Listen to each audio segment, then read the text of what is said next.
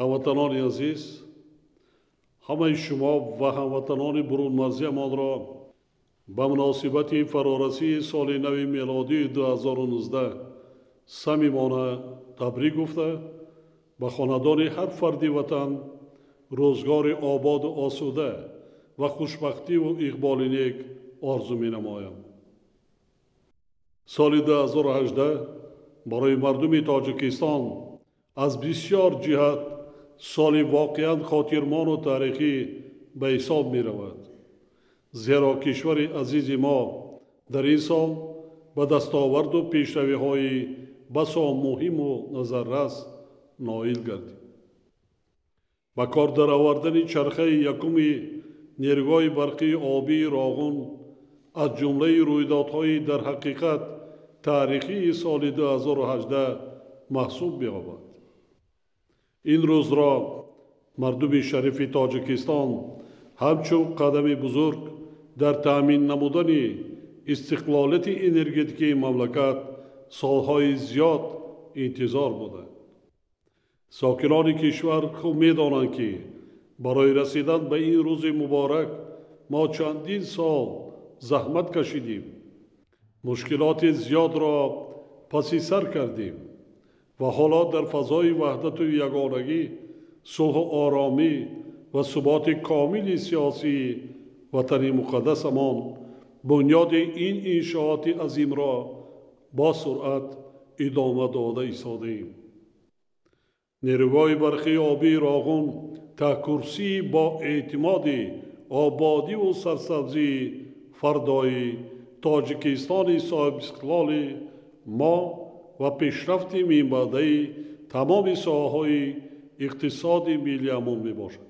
مهمتر از همه این بارگاه نور منبع تأمین نمودن خاندان هر یک ساکن مملکت با روشنی و گرمی دائمی و عامل بلندبر داشتن سطح نیکوحوالی مردممان به حساب می‌رود.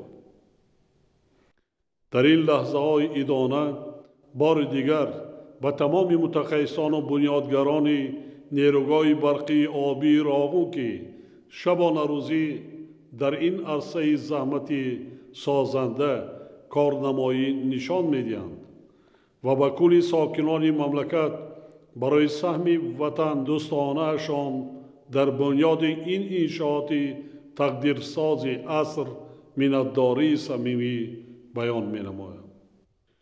ماه مارس سال 2018 از جانب سازمان ملل متحد تشبث چهارم تاجیکستان در جاده حل یکی از پرابلم‌های گلوبالی سیاره تحت عنوان 10 ساله بین المللی عمل آب برای رشد استوار سالهای 2018-2028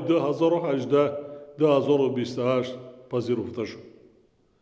راه‌های تطبیق و هدف و وظیفه‌های آن ماه ایون سال جاری در شهر دوشنبه در کنفرانس بین المللی سطح بلند معین گردیدند.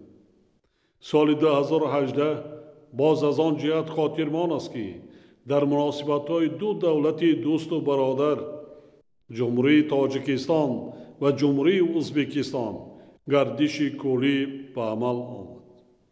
با اراده قوی رهبران هر دو دولت در یک مدت کوتاه همه مشکلات و مسائل سالهای طولانی در بین دو کشور همسایه به وجود آمده حل و فصل گردیده برای عملی شدن نیت و آرزوهای دیرینه خلقهای برادر ما زمینه مستحکم فراهم آورده شد و مناسبت‌های دو کشور به سطح شریکی استراتژی برداشته شدند.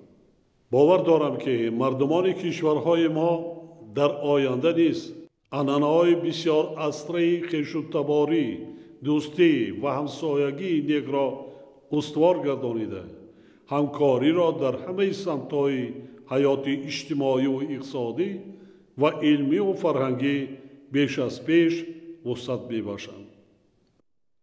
در سالی که سپری شده ایستاده است، کارهای آمادگی به استقبال شایسته 30 سالگی جشن مبارک و مقدس استقلالیت دولت جمهوری تاجیکستان در تمام گوشه و کنار کشور آغاز گردیدند.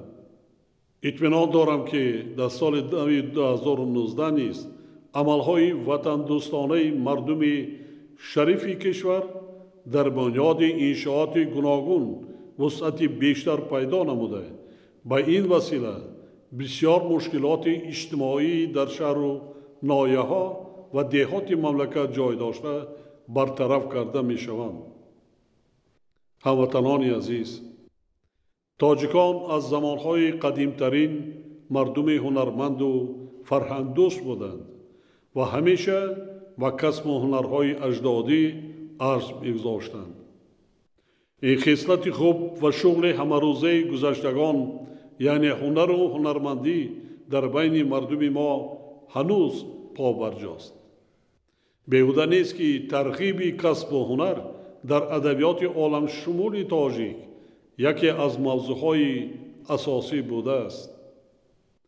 محض با در نظر داشت اهمیت این مسئله ما سال 2018 را سال رشد سیاحی و هنرهای مردمی اعلان کردیم که به شرافت این اقدام نه تنها شماره زیادی انشاءات ساحه سیاحی بنیاد گردیده، سطح خدمت رسانی در این سمت خیلی بالا رفت، بلکه دایر به احیای کسب هنرهای فراموش شده چاره‌های ضروری عملی شده ایستادند.